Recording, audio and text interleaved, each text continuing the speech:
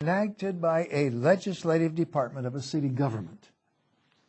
In other words, there's a law of how many people can ride in an elevator. That's a statute. There's a statute saying how many people can sit in the room in a restaurant. These are all statutes. Number 2, Webster says, a direction or command of an authoritative nature. So to drop kick all of the ordinances out of the Bible, we get rid of all of the commands of an authoritative nature. Well, I don't think any of us want to do that. That's what Satan wants to do.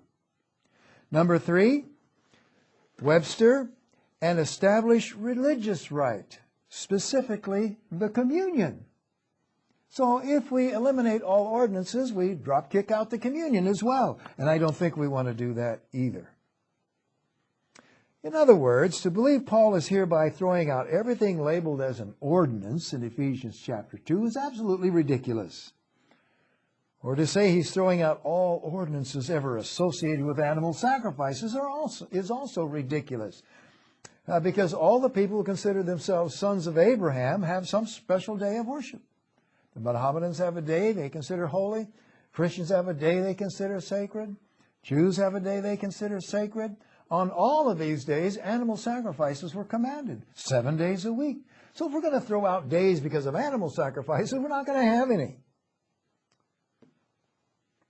Before we accept the ideas of anyone who would use ordinances in so ridiculous a manner and so irresponsibly, let's check a few references where the word is used describing them as quite permanent. Let's look at the permanent ones for a few moments.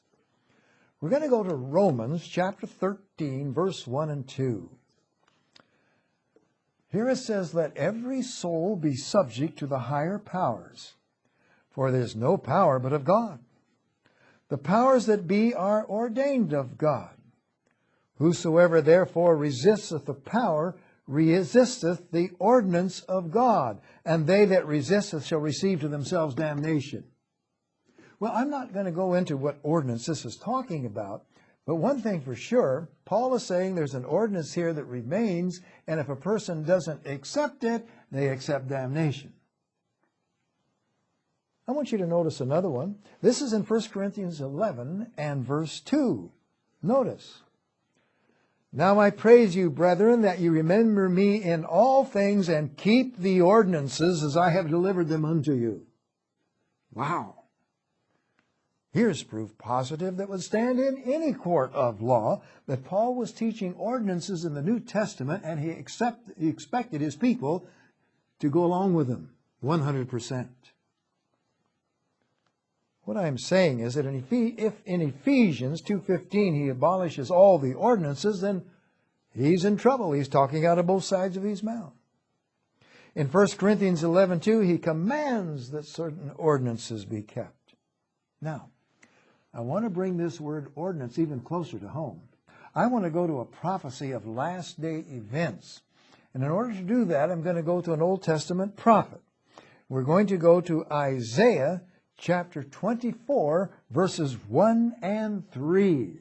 Here it comes on the screen. Notice the time setting. Behold, the Lord, that would be Yahweh, maketh the earth empty and maketh it waste.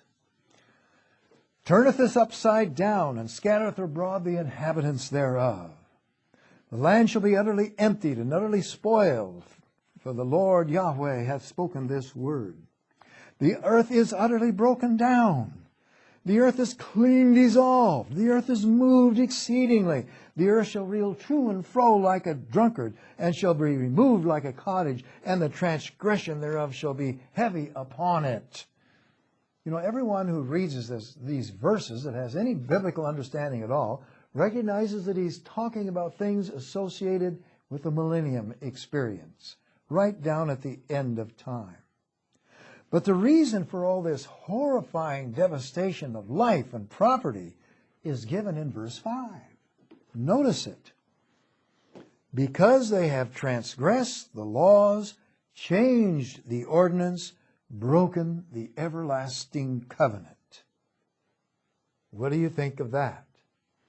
Now, Strong's Concordance, number 2706, says the word ordinance used here in verse 5 means many things, such as custom, decree, law, and appointment in time. Other meaning in Strong's lists includes a set time and a statute. The word ordinance is most certainly used in a positive sense by Ellen White, that they certainly do remain, and we ought to be paying attention to them, especially in the last days. I wanted you to see the quotation. Here it comes from Signs of the Times, 2/3/1888. In these last days, what days? These last days, there is a call from heaven inviting you to keep the statutes and the ordinances of the Lord. Now, dear friend of mine, these references from the New Testament, from the Old Testament, from the pen of Ellen White, show beyond a shadow of a doubt that there are still good and holy ordinances and statutes to be observed by Christians today. So if someone says all the ordinances have been nailed to the cross, why, you have a yellow flag go up right away. On the other hand, there are ordinances that are not proper for Christians. Ordinances that have been taken away. Ordinances that were to be discarded centuries ago.